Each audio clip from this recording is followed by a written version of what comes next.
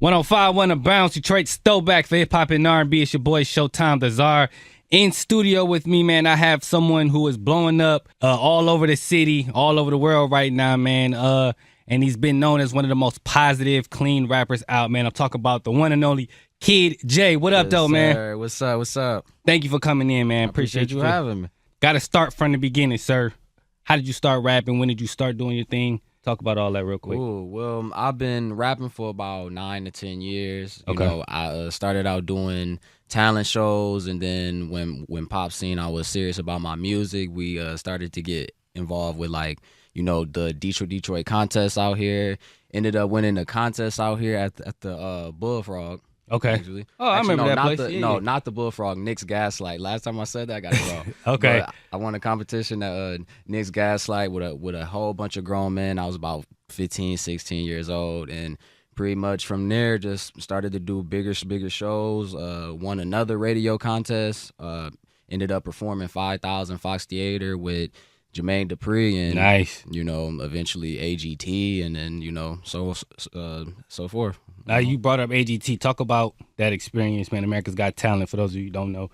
You were on there. Yeah. Okay, now talk about that experience, man. Well, I was on season 16 and went down there to Pasadena. Ended up getting the 4 yeses, which was pretty dope. I ended up having Simon actually stood up and gave me a standing ovation. Nice. I was a little bit nervous. He about a tough that. critic, yeah, so I was yeah. about to say, because everybody knows Simon is literally meant to scold people. Yeah.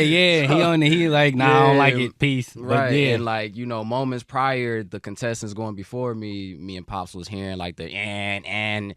So I'm probably the most nervous that I've ever been. Went up there, I got the 4 yeses. I probably don't even get nervous at no more shows no more, because that's like, to me, that was the ultimate stage. You said Simon gave you a standing ovation. Yeah. Did he have a conversation with you afterwards? No, because so I went during season 16, so it was during quarantine. So Got you. You know, everybody was like really, you know, spaced out, you know, 7 feet or more, right? Facts. So didn't really get to talk to him, but me and Pops had a nice interaction with Heidi Klum. We actually ran into her backstage by accident. She was like, "Oh, I'm in the wrong spot." It was probably it was one of the most unexpected but funniest moments that we had with a celebrity. Nice. Yeah. I've heard Sada Baby and Trick both call you the most positive and clean rapper just out, period, Yes, man. sir.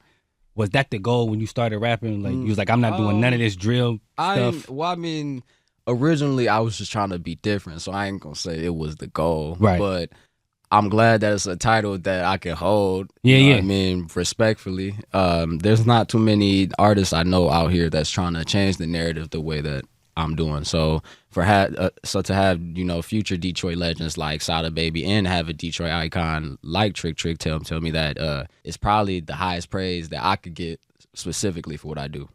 Do you feel like, how you able to do that in a world where negativity sells so much, bro? I mean, it's hard because, you know, the music you hear on the radio nowadays, you know, is bleep this, bleep that. But with me, I always tell people I'm one of the only artists you can listen to with your family.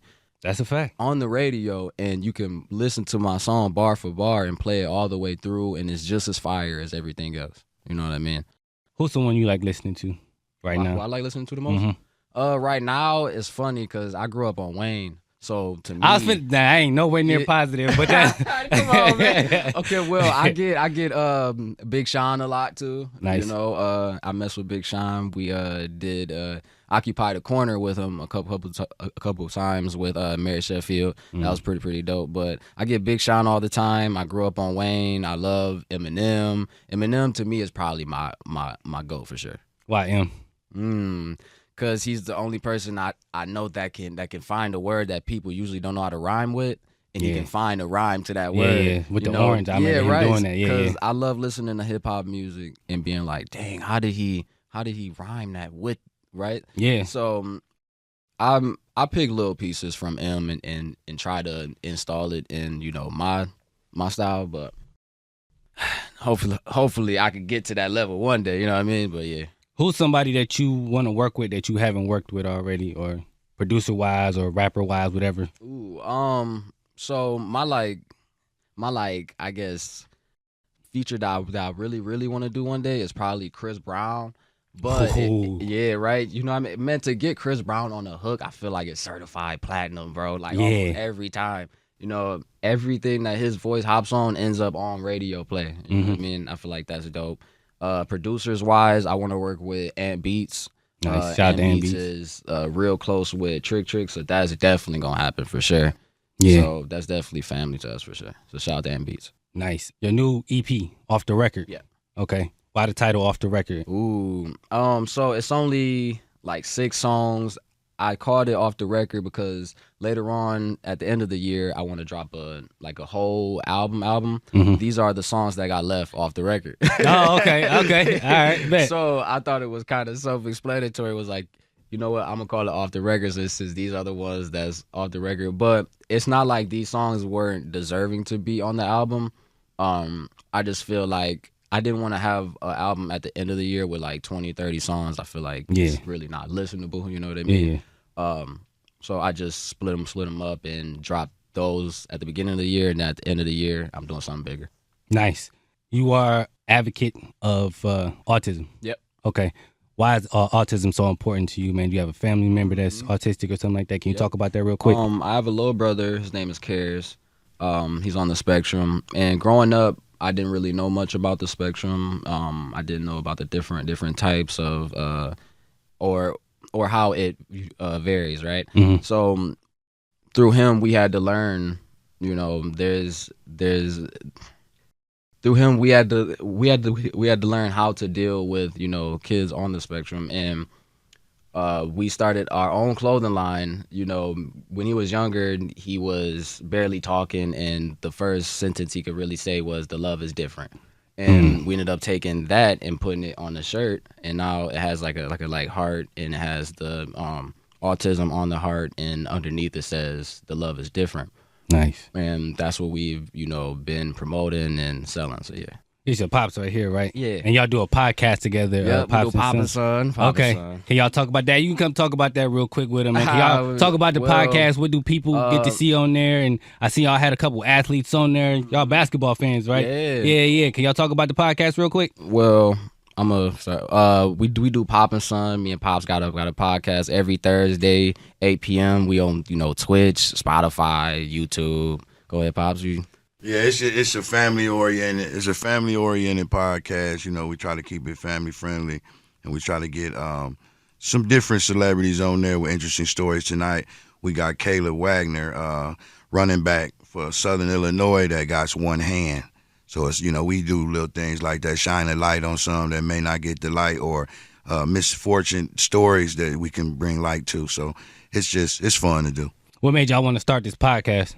I ain't gonna say we saw everybody else doing it, but Pops actually came to me and was like, I feel like it'd be a good idea. And he was like, Pops always tries to teach me about stretching my octopus arms into, you know, different things, and that I don't have to just do music. Yeah. You know what I mean? Because a lot of artists, you know, that's just what they do. What they do. Yeah. So Pops was like, you know, I want you to have something, you know, back up, and, you know, we're gonna do music, then we're gonna sell shirts, then we're gonna have the podcast, and be multi-talented. Right. That's nice. You actually, you know, what I teach is you got to be the brand. So if any artist listening, man, you know, it's cool. You can have the great songs, you know, the music could get you in the room. It won't keep you there. You got to expand your horizons and be the brand of yourself. Make yourself a brand, not just an artist. All right, last question I'm going to ask y'all now. I'm going to let y'all go, fellas. Dad, you are so involved in his life, and I see that all of y'all post, you know what I'm saying? I see when y'all go to the news stations, and you always there, even coming here with me today. Why was that important to you? And Kid J, can you talk about your dad's influence on you as well? Because as a person growing up with a black dad, you know how people like to, you know, talk about black fathers in homes. I grew up with my dad, and he's very influential to me. So I just want y'all to speak on that real quick. I'll go first, Jay. It's just being a father, man, you know, taking care of my responsibilities of what God gave me, man. You gotta do that.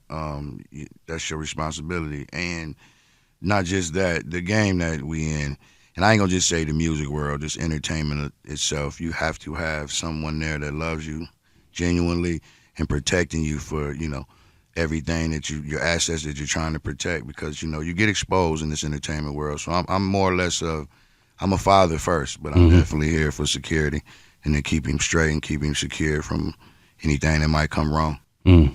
KJ? Yeah, I say having my pops and my, involved is probably the biggest part to me, because I have friends that don't have, their fathers involved, and I see how it affects them. I've had so many people tell me, like, man, you don't know how inspiring it is to see you and your dad coming up, you know what I mean? Because my dad wasn't really involved in what I'm doing. And, I just tell people all the time that they're my biggest support system. Your parents is always your biggest support system. So I'm just really lucky to have them, and without them per se, I wouldn't be here for sure. Let me add, as much love as we get, and we get overwhelming love, you have them people that, don't like the fact that I'm there, or they might think that I'm doing too much, or, and that's cool. Me and Jay know where it's at, and I know what I'm here for. So, I mean, I'm here for guidance, and protection from stuff like that. All the negative, whether it's talk or whatever it is, and I never will support violence. We just, I'm here to be his father. Then I'm here to be his manager. Nice. The autism event is this Sunday, man. It's a free event. It's at the Pistons practice facility, right? Yes, sir. And you will be performing. Yes, sir. All right, so tell people what time it starts, man. When they can pull up, all that good stuff. So and it's a free event, correct? Yeah. Okay. Free event. It's called. So the event is titled "Hezekiah Paints the D Blue." Is going to be at the Detroit Pistons practice center. It's like it's a community dinner dance. Bring out the kids, support autism. There's gonna be vendors there. There's gonna be I'm gonna be there. You're right. There's gonna be people there selling merch, shirts, and so I just need y'all. All right. And our shirts Pop's too. always on it, Sorry. man. No, you good. But yeah, so just come out, show some support. Yeah. That's what's up, fellas. Oh, one more thing, the podcast. Tell them how they can watch the podcast. You can watch the podcast on Twitch at Official Kid J. We on YouTube at Pop and Son. You can search it up on Spotify too, and that's Pop and Son. That's Pop-N-Son. Fellas, appreciate you, Kid J. Appreciate you, Pops. Thank y'all for stopping in, man. Thank you for having me. 105 on the bounce. Showtime, Czar, Kid J. Peace.